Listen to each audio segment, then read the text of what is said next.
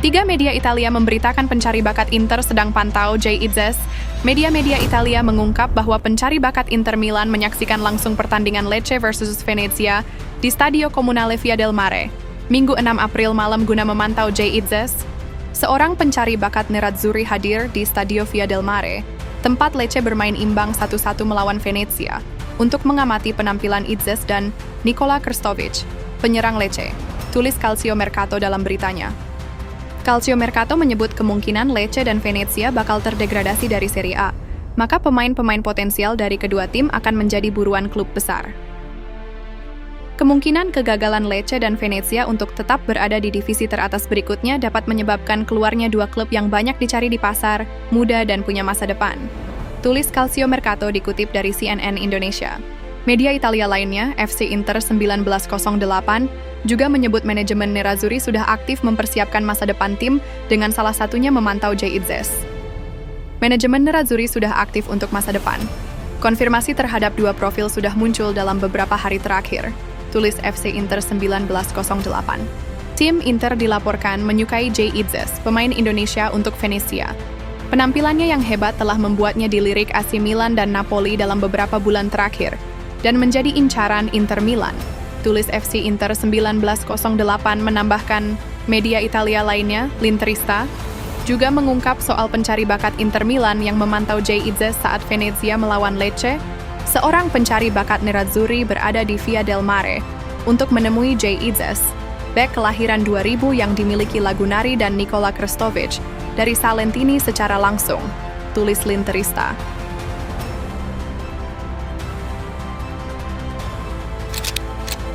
Laga Indonesia versus Cina tanggal 5 Juni ini terasa semakin istimewa karena bertepatan dengan malam takbiran Hari Raya Idul Adha 1446 Hijriah.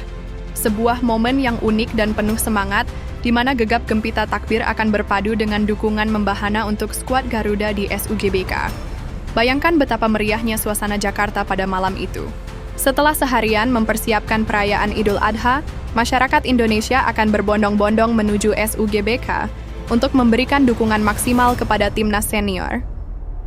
Semangat kebersamaan dan nasionalisme akan berkobar, menciptakan atmosfer yang luar biasa bagi perjuangan anak-anak bangsa di lapangan hijau. Pertandingan melawan Cina ini jelas bukan laga yang mudah. Namun dengan dukungan puluhan ribu supporter fanatik di SUGBK, diharapkan semangat juang para pemain timnas Indonesia akan semakin berlipat ganda. Kemenangan di depan pendukung tuan rumah menjadi harga yang tak bisa ditawar, karena hanya kemenangan yang bisa menjaga asa timnas Indonesia lolos ke tahap berikutnya, atau babak keempat kualifikasi Piala Dunia 2026 zona Asia.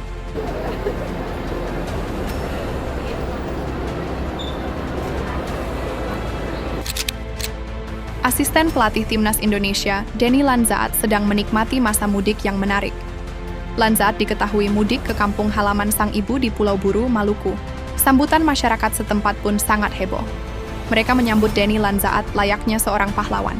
Denny Lanzaat pun membagikan cukup banyak konten di fitur story Instagram. Ex-pemain FC20 itu tampak sangat menikmati masa mudik itu. Denny Lanzaat menyempatkan menikmati kuliner setempat. Kemudian juga menyempatkan diri mengunjungi pantai nan indah khas Indonesia Timur dengan pasir putihnya yang sangat bersih.